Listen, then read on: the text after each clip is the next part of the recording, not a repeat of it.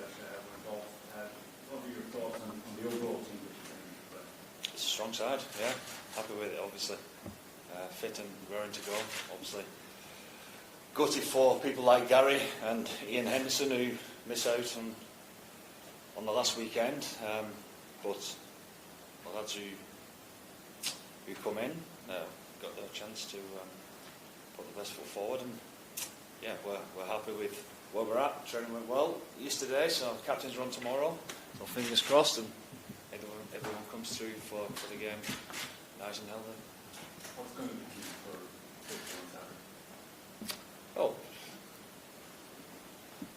I mean, like any game, you know, it is another game. You know, it's the basics of the game, etc. But being the best version of ourselves is absolutely the key.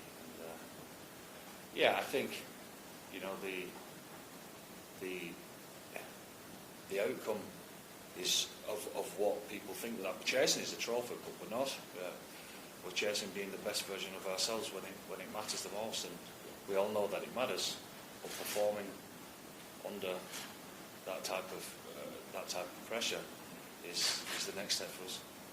All the pressure is on you, and it's all to lose. Have you been able to deal with that Me personally, yeah. No, not easy. Not you personally, but the team. There's so much to lose, obviously. No, there's not.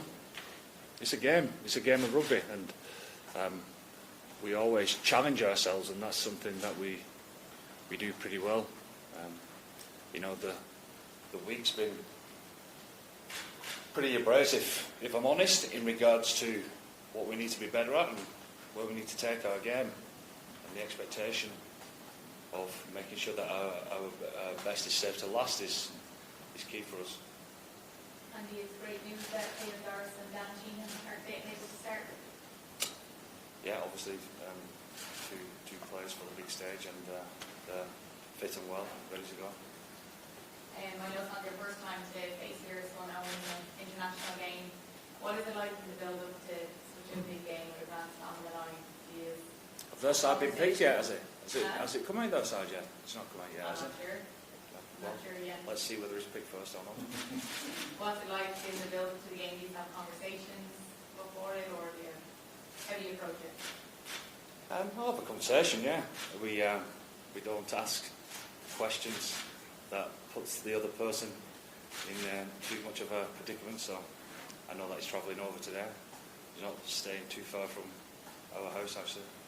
The grandkids are coming over today as well, so we'll be trying to poach them into our captain's run tomorrow, see if we can squeeze them to cheer for Ireland. We'll see how that goes. Yeah, we said back in January time that Owen had said that his oldest son had an Ireland jersey because his granddad managed to dance, that's why he's wearing it. I've told him to bring it, yeah, so we'll see what he wears on Saturday. It's great as well for Jimmy O'Brien coming into the match day squad. Yeah, that's the game, isn't it? You know, and Jimmy's not had as many match day involvements as he would have liked, you know, in comparison to what he's done over the last year or so. But it's funny, isn't it, how things work out? And you know, Stu McCluskey has been unbelievably unlucky in that regard. But Jimmy's versatility gives us good scope off the bench. Andy, it's Johnny Sexton's final Six Nations game this Saturday evening. Can I ask you specifically about how much value you've seen him as a captain in the last few years since he's got that role? He understands he's got the balance right, you know, and the competitive edge we all know is his point of difference, being able to control that, and what he's portraying to the rest of the group has been top draw, you know. I still think he's 100% getting better and better in that regard. Long may that continue into the World Cup. And in terms of the occasion itself this Saturday going for a Grand Slam, how much does that factor into your preparation this week, or do you treat it like any other game? No, it's not any other game. It'd be stupid to think that, but it's another challenge for us. As I say, being at our best, the trophy isn't a factor. It's us performing that matters the most. You decided to go with Jensen Gleeson Park to start with Conor Murray on the bench. Why did you go with that selection? Just a good feel. Jameson's back with the team now for a couple of weeks. I mean, whilst the lads have been rehabbing away, they've not been practicing with the team that much, and the foul week allowed Jameson, Robbie and Tiger, etc. to get their feet under the table. So obviously the more time that they can spend doing the rugby bits, training gives you the headaches that you want, doesn't it, in regards to selection. And you watch and look in training how Jameson played when he came off the bench, and we feel he's the right man to go and attack the game. In the Scotland game, which Scotland had a period of strong possession, then ball breaks, and the Peter Manning clears it, and Johnny Sexton can chase the ball right up the pitch and put pressure on Scotland again. Just talk about the leadership within this group, the character that you've seen working with guys maybe have got a bit more experience in the leadership group. I mean, it's been well documented that we've worked hard on the leadership group, but the biggest compliment that I can pay to them would be, the goal was to always to make sure that everyone else is within the group is leading themselves, and that's how you make people feel, and they've achieved that. I think there's obviously still a long way to go, but I think everyone who's taking the field now, and not just the lads who are taking field, but the lads that's in the squad as well, they're taking more responsibility for themselves and for their team. So therefore, in my opinion, that's leadership within itself, and it's those leaders who have helped us to get to that point. Andy, I appreciate that obviously you got your job to do with Ireland, but if you were in the England camp, what do you think they will have been saying throughout this week after what happened last weekend? Well, I mean, what they have been saying, Ellis Genge saying that they're going to come out and fight. Of course, 100% they will, and they're going to be formidable opponents at the weekend for us. They are.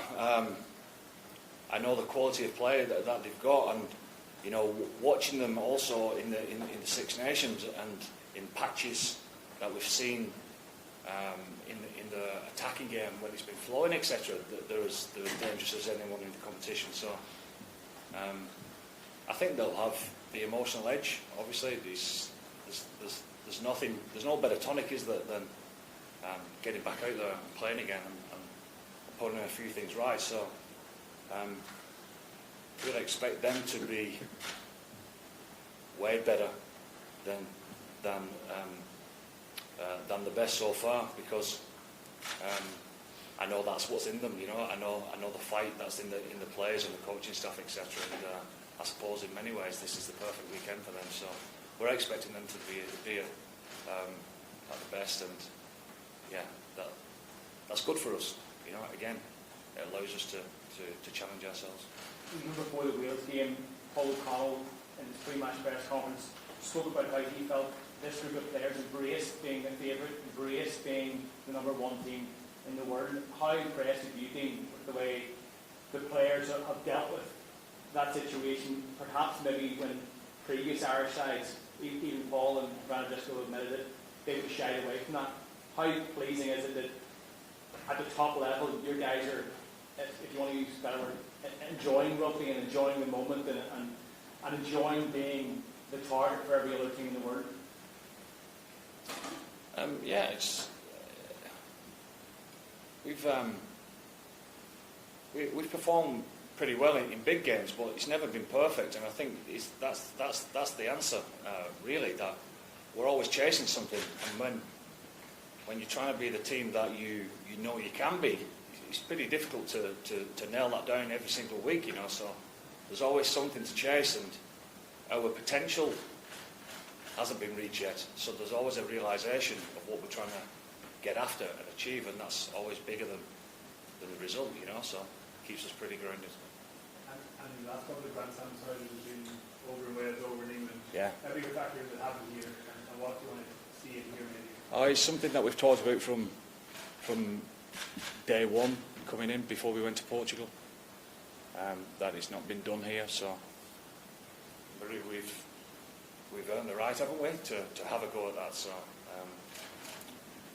we know how much it means to the Irish people their support has been unbelievable for us, and I hope there's a bit of a two-way thing come on Saturday where we try and get them going and they try and get us going as well. But you can feel the buzz, but that's what we've done. We've put ourselves in the position to have a crack at this, and it's something that we've been upfront about from the beginning, which is pretty pleasing. But now we're here, we've got to deliver. Put a big focus on that connection. I think right from the start, obviously, you kind of focus on Ireland's goal, but it's not taking your bits and things. But I'm sure there's more. Why has that been such a big focus for you? Because we genuinely do care about the game in Ireland. It's, what is it? Probably the fourth biggest sport. We want to grow the game. We want to inspire a generation of people to enjoy the rugby. And we want people to be proud of what we're doing, and that's genuine. We get a buzz from that connection. And we feel it massively. So again, we know what type of weekend it is for everyone involved. But the people who are coming to the game and the millions all around the world will understand their responsibility to make sure that we hopefully do them proud. And it's been the most pleasing part of the side development over the last 3 years? I think it's just the way that our attitude of being honest of where we're at, a realisation of where we're at, and again what we're chasing. I think we realise, it doesn't matter what game you look at, whether it's been a big result or whatever, that we've always been honest enough to say that this and this should have been better, and what is it that's stopping us from doing that. And putting the whole package together is a difficult one to manage, but that only comes after time, with dealing with emotions and the mental side of the game, the physical side of the game, and backing yourselves to be yourselves. That package is pretty difficult to manage, but with time, you keep getting better in that regard.